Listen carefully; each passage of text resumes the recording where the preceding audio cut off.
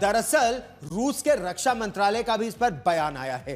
रूस ने साफ तौर पर कह दिया है कि उसने रात भर जो हमला किया है वो यूक्रेन की ड्रोन की फैक्ट्रियों पर किया है, सैन्य हवाई क्षेत्र पर किया, हवाई क्षेत्र पर किया है और तेल की रिफाइनरी को निशाना बनाया है। इस कार्रवाई में उसकी तरफ से लंबी दूरी तक मार करने वाली मिसाइलों का इस्तेमाल किया गया था। बिल्कुल, हम आपको तस्वीरें भी दिखा रहे हैं और हम आपको समझाने की कोशिश कर रहे हैं कि रूस का यह हमला ऐसे समय में हुआ है जब डोनाल्ड ट्रंप ये कोशिश कर रहे थे कि किसी भी तरीके से युद्ध रुक जाए, लेकिन युद्ध नहीं रुका। और ये इसलिए भी इंपॉर्टेंट है कि रूस और यूक्रेन के बीच एक बार फिर से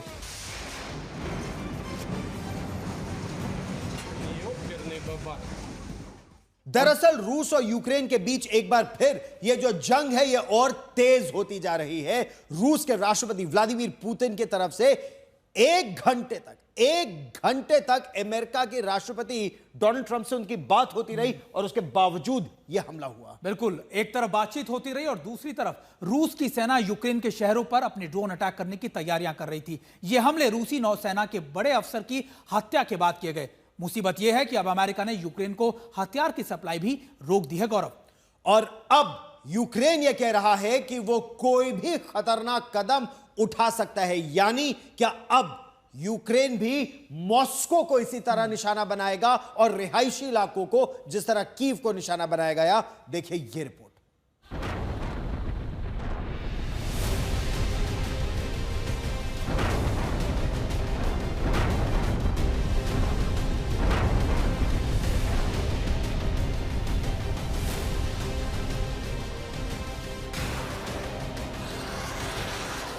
रूस और यूक्रेन के बीच की जंग थमने का नाम नहीं ले रही। गुरुवार को रूस ने यूक्रेन के शहरों में भयानक हमले किए। राजधानी कीव के उत्तरी इलाके का रिहायशी अपार्टमेंट रूसी ड्रोन के हमलों में खंडहर बन गया। नीपर नदी के दोनों किनारों पर कीव के आसपास 5 जिलों में 13 जगहों पर एक के बाद एक रूसी ड्रोन का कहर बरपा है। यूक्रेन को बड़ा नुकसान पोलचावा पर हुए हवाई हमलों में हुआ, जहां सैन्य इमारत पर हमले के साथ 2 लोगों की मौत और 47 लोग जख्मी हो गए थे। इन हमलों के बीच रूस ने दावा किया है कि उसने यूक्रेन के उत्तर पूर्वी इलाके खार्किव के मिलोव को अपने कब्जे में ले लिया है। यूक्रेन पर रूस का हमला ऐसे वक्त में हुआ जब एक तरफ पुतिन और ट्रंप के बीच घंटे भर की फोन पर हुई बातचीत नाकाम रही, तो दूसरी तरफ अमेरिका ने यूक्रेन को मिलने वाले हथियार की सप्लाई रोकी हुई है। यूक्रेन के पश्चिमी वायु कमान के उप कमांडर ओले ज़खारचुक ने कहा है कि सबको ये समझना चाहिए कि पर्याप्त हथियार जैसी कोई चीज नहीं होती है। हम मिसाइलों का उपयोग नहीं कर सकते क्योंकि हमें वो नहीं मिलती है, तो ये जंग बहुत मुश्किल होगी। यूक्रेन के आम नागरिकों और रिहायशी इलाकों में हो रही रूसी हमलों में यूक्रेन की सेना के फाइटर पायलट भी मारे जा रहे हैं। बौखलाई यूक्रेन की वायुसेना के अधिकारियों ने किसी भी जोखिम की हद तक जाकर हमला करने की चेतावनी दी।